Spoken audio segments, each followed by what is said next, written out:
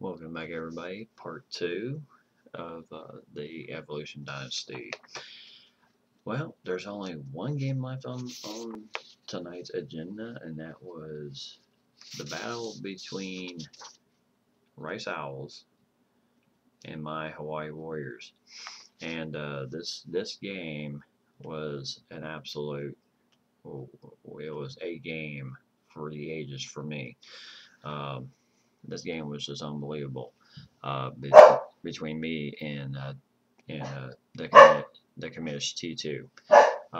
We had a fabulous game um, tonight, actually last night, and it was a just fabulous game. It turned out to be a defensive battle early in the games.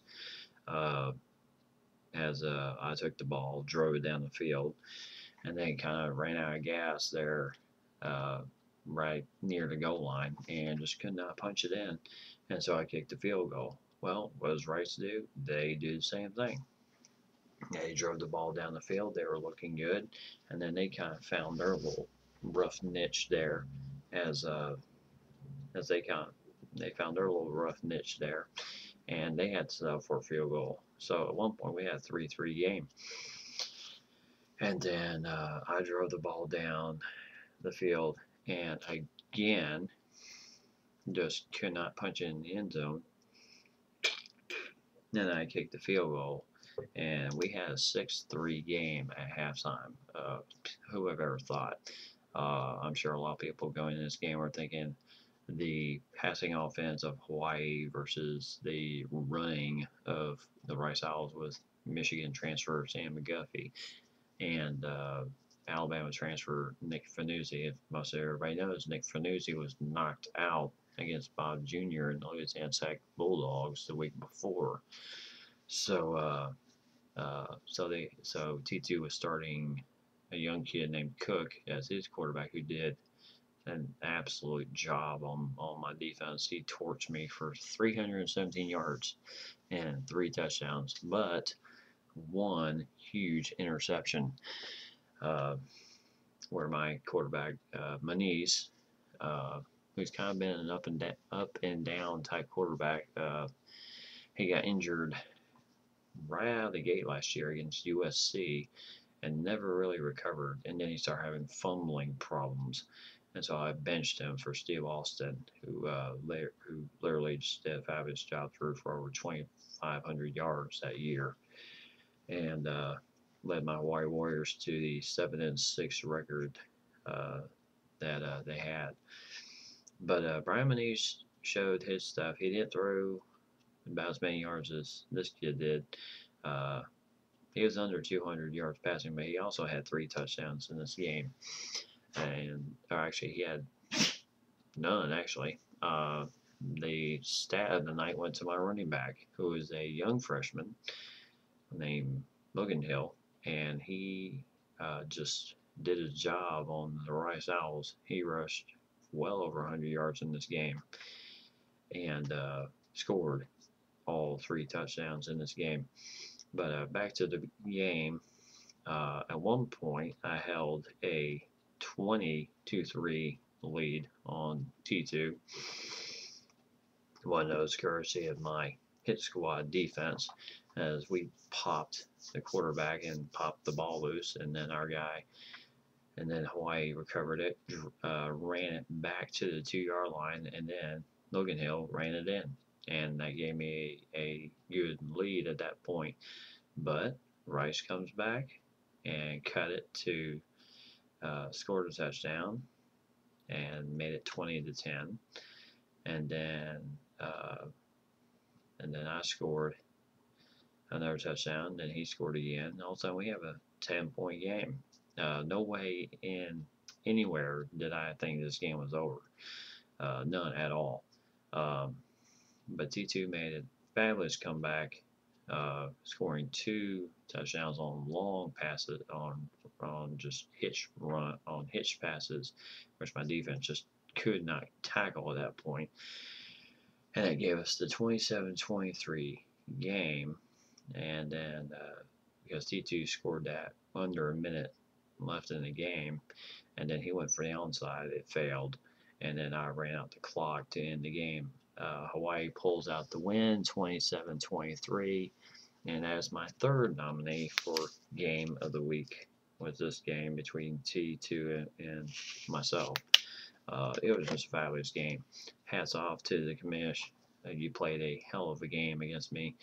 Um, I'll say probably the best part of this evening of the evening game was I held McGuffey to under 100 yards, and he had no rushing touchdowns, but he did catch that big one touchdown receiving pass that went a long way.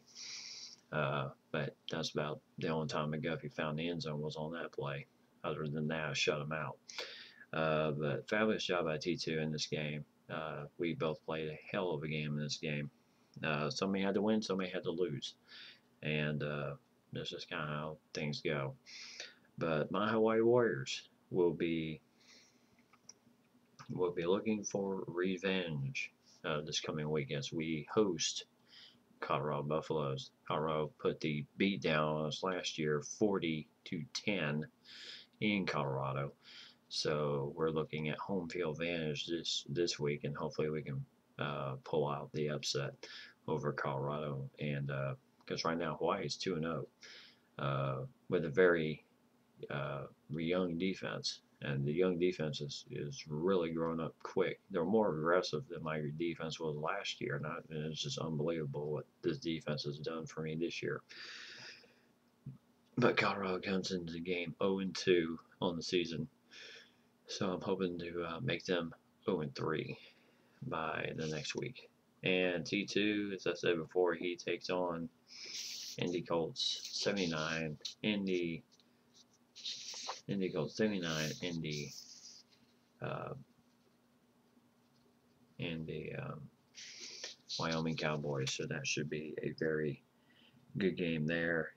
And actually, I erred on the first part. I thought this was Wyoming's second win of the year. That was only their first. So they're coming in the matchup 1-0 versus 0-2 for Rice. So T2, I know you can get things turned around. It sucks that you lost Fanuzzi for the year, but this kid Cook really has potential, and I think he'll do well as your quarterback for the rest of the year. And as long as you don't get hit with the injury bug, because I don't know if you noticed on the injury report, I did knock out one of your receivers in this game for a week, so he won't be available for that game against you guys. So kind of just how football goes sometimes. Injuries are part of the game, so hopefully you won't have any more season-ending injuries. I really hope nobody else has any more season-ending injuries, because that does change the team chemistry a bit when you lose somebody that's really a big part of your offense, and then you're having to kind of scramble a little bit and go from there. So as we come towards the end, my three nominees for game of the week is the Indy Colts 79 Wyoming Cowboys over UAB 17-14. Colorado State beating Sox and Gators in UCF 21-13, and then my game, which was Hawaii against Rice 27-23. And also just kind of thinking about it long and hard, really, I would have to give the notch for game of the week this week to Indy Colts 79 and the Wyoming Cowboys, because his win was just impressive, especially with the fact of the rough season he had last year with the Cowboys. And now he's got the team 1-0 start off the season, so fabulous way to start the job off there.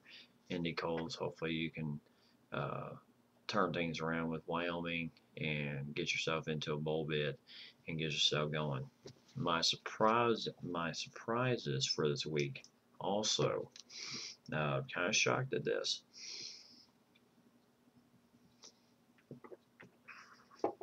my surprises for this week. Um, One goes to Bob Jr. He's got Louisiana Tech 2-0 right now, and he's done a fabulous job.